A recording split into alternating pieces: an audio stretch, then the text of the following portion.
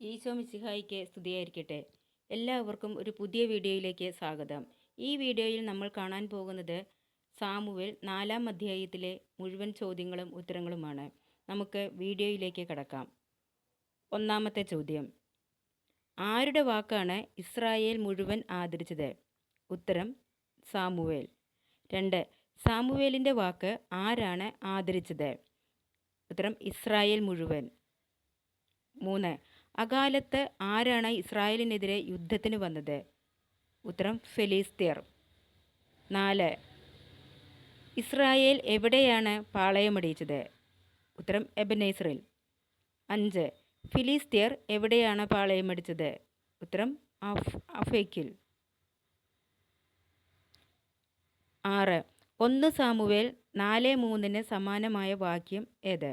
ഉത്തരം: സംഖ്യ 10-ാം അധ്യായം 3-ാം വാക്യം. 7. യുദ്ധക്കളത്തിൽ വെച്ച് തന്നെ ഫിലിസ്ത്യർ എത്ര പേരെ വധിച്ചു? ഉത്തരം: 4000-ഓളം പേരെ. 8. ഫിലിസ്ത്യർ ഇന്ന് നമ്മെ പരാജയപ്പെടുത്താൻ എന്തുകൊണ്ട് കർത്താവ് അനുവദിച്ചു?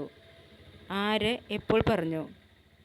ഉത്തരം: അവശേഷിച്ചവർ പാളയത്തിൽ തിരിച്ചെത്തിയപ്പോൾ ഇസ്രായേലിലെ ശ്രേഷ്ഠന്മാർ പറഞ്ഞു. 9. എവിടെ നിന്ന് കർത്താവിൻ്റെ ഉടമ്പടിയുടെ പേടകം കൊണ്ടുവരാമെന്നാണ് പറയുന്നത്? ഉത്തരം: ഷീലോയിൽ നിന്ന്. 10. ഡേഷിലേക്ക് ആളയച്ച് ഡേഷിന്മേൽ എഴുന്നള്ളിയിരിക്കുന്ന സൈന്യങ്ങളുടെ കർത്താവിൻ്റെ ഉടമ്പടിയുടെ പേടകം കൊണ്ടുവന്നു. ഷീലോയിൽ നിന്നും ആളയച്ച്. ഉത്തരം: ആരുടെ മേൽ എന്നുള്ളത്? കെരൂബുകളുടെ മേൽ. 11. പേടകത്തോടൊപ്പം ഉണ്ടായിരുന്ന ഏലിയുടെ പുത്രന്മാർ ആരെല്ലാം? ഉത്തരം: ഹോഫ്നി, ഫിനെഹാസ്. 12. കർത്താവിൻ്റെ ഉടമ്പടിയുടെ പേടകം എത്തിയപ്പോഴാണ് ഇസ്രായേൽ മുഴുവൻ ആനന്ദം കൊണ്ട് ആർത്തു വിളിച്ചത്? ഉത്തരം: കൂടാരത്തിൽ. 13. ഇസ്രായേൽ മുഴുവൻ ആനന്ദം കൊണ്ട് ആർത്തു വിളിച്ചത് ആരാണ് കേട്ടത്? ഉത്തരം: ഫിലിസ്ത്യർ. 14.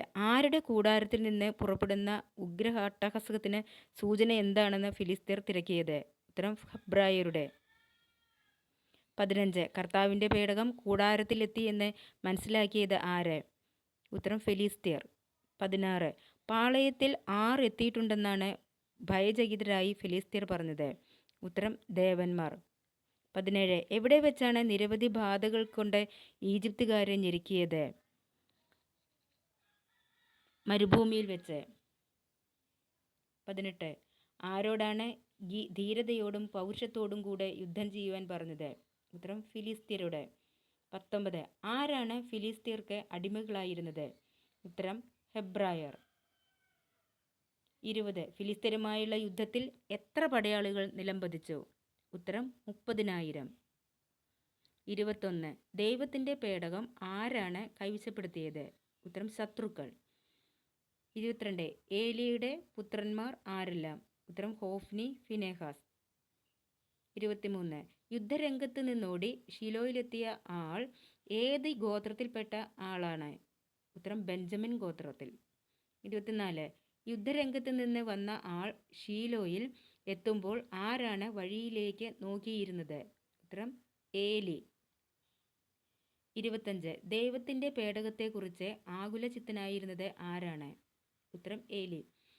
ദൈവത്തിൻ്റെ പേടകത്തെക്കുറിച്ച് ദൂതൻ വാർത്ത അറിയിച്ചപ്പോൾ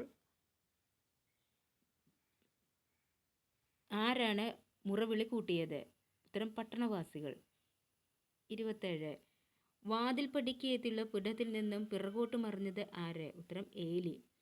എന്ത് കേട്ടപ്പോഴാണ് ഏലി പീഠത്തിൽ നിന്നും പിറകോട്ട് മറിഞ്ഞത്? ദൈവത്തിൻ്റെ പേടകം എന്ന് കേട്ടപ്പോൾ.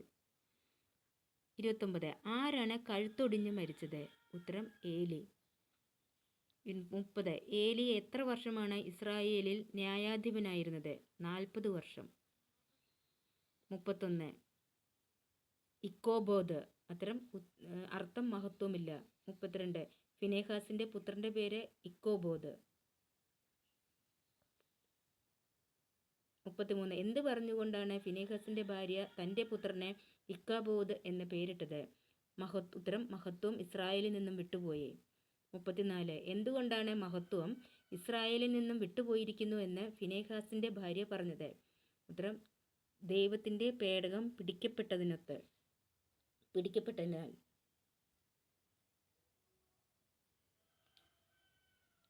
ഈ വീഡിയോ നിങ്ങൾക്ക് ഇഷ്ടപ്പെട്ടു എന്ന് വിചാരിക്കുന്നു. നിങ്ങൾക്ക് ഇഷ്ടപ്പെട്ട ഈ ചാനൽ ലൈക്കും ഷെയറും സബ്സ്ക്രൈബും ചെയ്യുക. ഈ വീഡിയോ കേട്ടുകൊണ്ടിരിക്കുന്ന നിങ്ങളെല്ലാവരെയും ഈശോ സമൃദ്ധമായി അനുഗ്രഹിക്കട്ടെ.